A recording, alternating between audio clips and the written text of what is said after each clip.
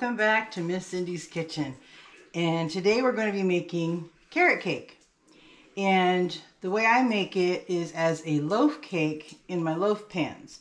And I always double the recipe because I have a lot of friends and family who love fresh baked goods, and it's just as easy to double up on a recipe than it is to make a single batch.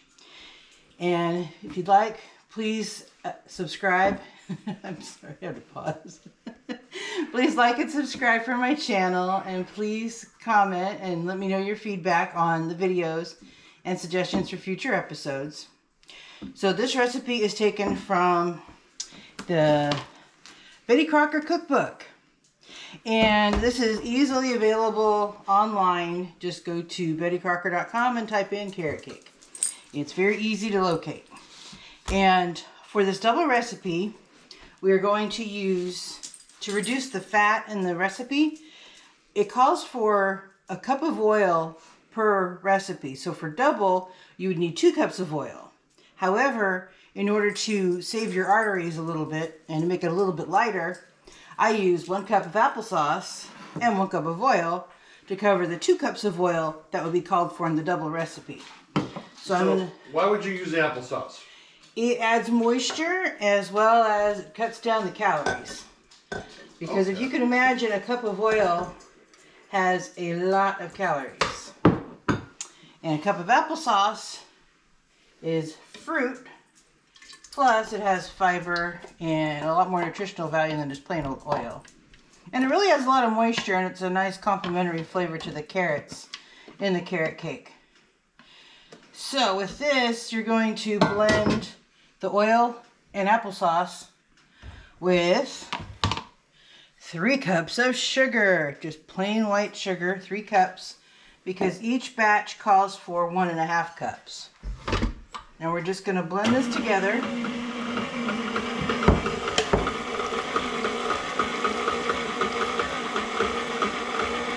Because there's a lot of recipes in baked goods, it's called creaming when you mix the sugar with the fat, be it oil or butter in the recipe. So we're going to let that blend, and then let me go ahead and drop this down and stir.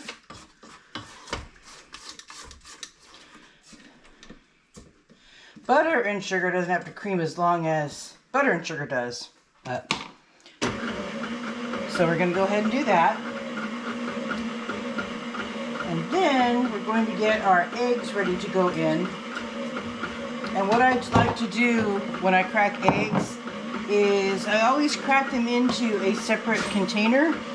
That way you don't end up getting a shell in your recipe. So for some reason this batch of eggs has really brittle shells. I don't know why. And then you're going to add your eggs one at a time. And for this double batch of carrot cake, it's a total of 6 eggs. And I'm going to add them one at a time. Each one I'm going to crack into a separate vessel rather than directly into the batter. Because it's a lot easier to get a shell out of a separate container than it is out of your cake that you're making. So that's the 3rd egg.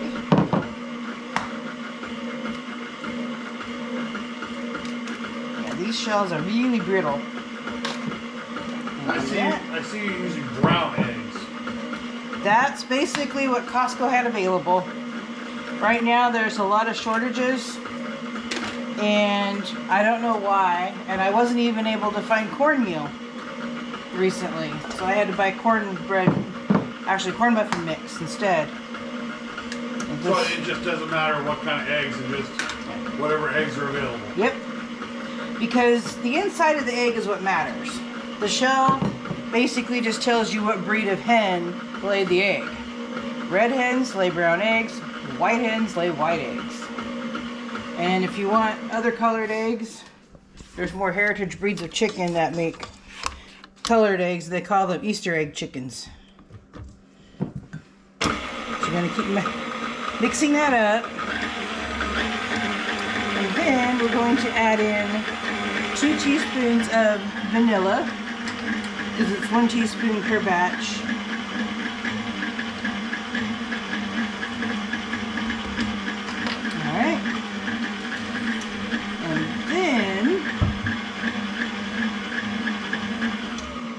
get the dry ingredients ready to go. And for the dry ingredients, it calls for 2 cups of flour per batch. So we have 4 cups that I've already pre-measured. And then it calls for a total of 4 teaspoons of cinnamon, which is 2 teaspoons per batch. And then it calls for 2 teaspoons of baking soda for the double batch and 1 teaspoon of salt, which I combined. And now I'm going to stir all the dry ingredients together. Use a fork or a whisk to combine your ingredients. It helps them blend better. So now that they're all blended and we have the lovely aroma of cinnamon floating through the kitchen, now you're going to turn your mixer back on, and like we did when we were making the cookies, we're going to add the flour in slowly so we don't end up making a mess.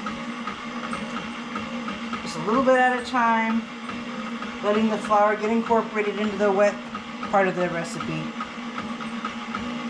Because most baked goods, you have the wet ingredients and then you have the dry ingredients, which you mix separately and then combine.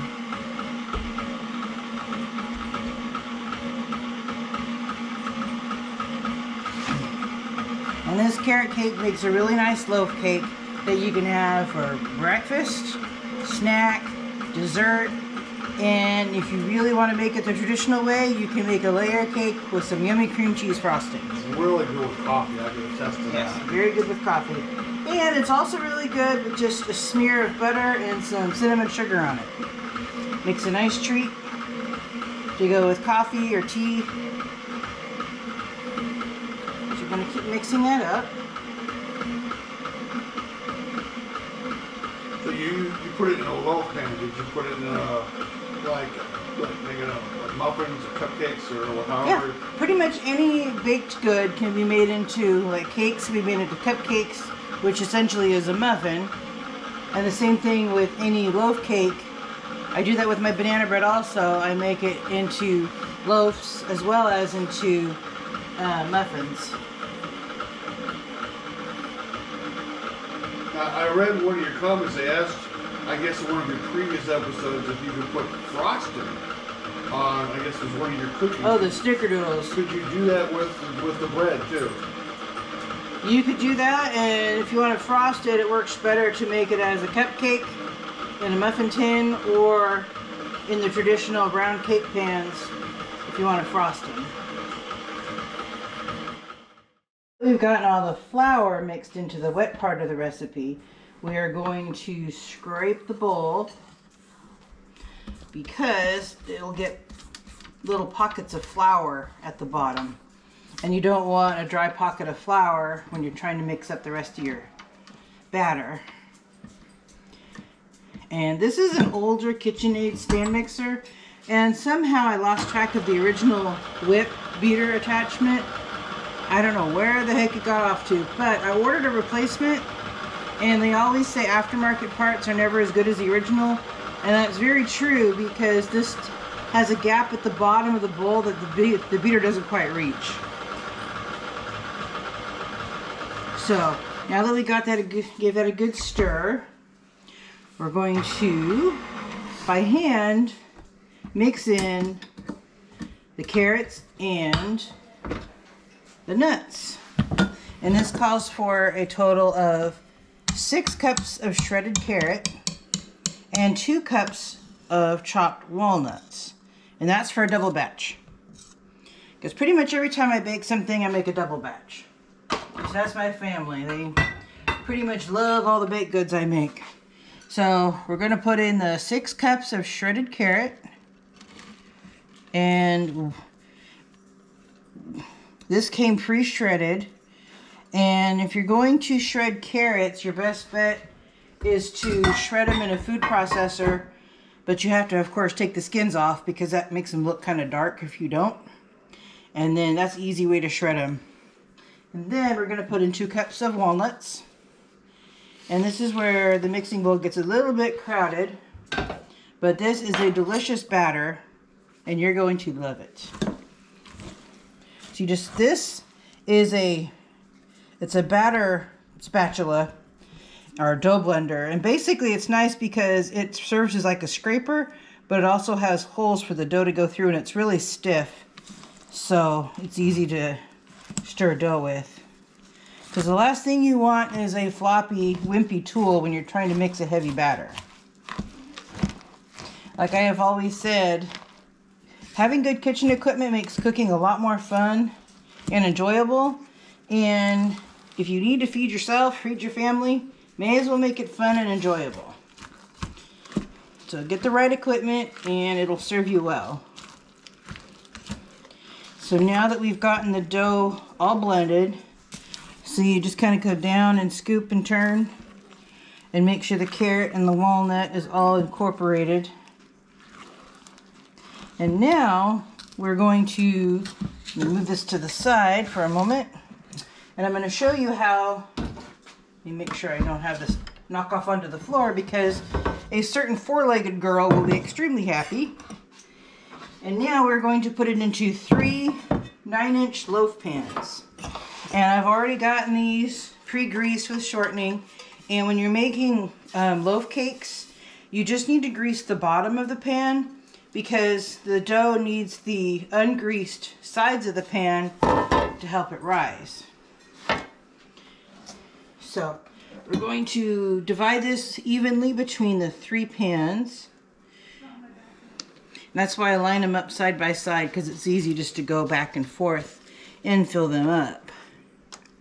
And plus, it reduces the spillage onto the counters, which gets kind of annoying after a while if you bake a lot. You find ways to avoid making messes, because if you avoid the mess, you don't have to clean it up.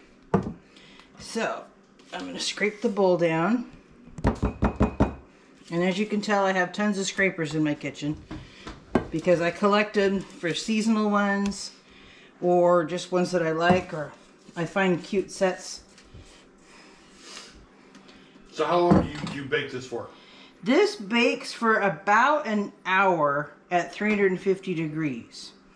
And it sometimes takes maybe just a little bit longer, but set your timer for an hour and then just keep an eye out for it. And then my nose is my baked good timer. No matter whether or not I'm in the other room or sitting within earshot of the timer, I always go by my nose, and it almost lines up with the time that I set on the oven timer.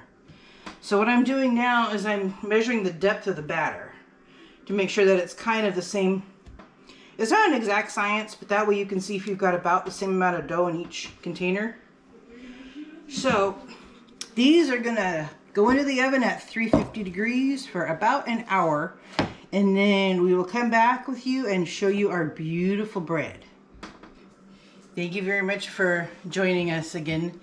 We are now at the completed stage of the carrot cake recipe.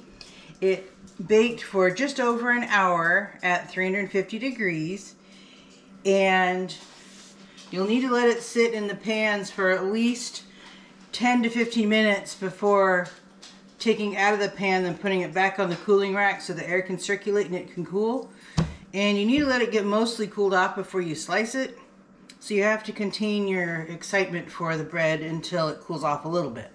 But anyway, thank you again for watching, and please like and subscribe and share to your friends. And please leave me feedback or comments. And again, this is the Betty Crocker carrot cake recipe, and I've substituted half the oil for applesauce to lower the fat. And this is a great treat with breakfast with a little bit of butter and cinnamon sugar. Or if you prefer, you can always bake it in muffin cups, muffin tins, and put frosting on it. So anyway, that's it for today. Thank you again for watching, and we look forward to seeing you again in a future episode. Thank you for watching Miss Cindy's Kitchen. To get more recipes like this one, subscribe to the channel and hit the bell for notifications when new videos are uploaded. Share it out to your friends, family, and neighbors, and leave us a comment to let us know how this recipe worked for you. And don't forget to hit that like button. Again, thank you for watching Miss Cindy's Kitchen.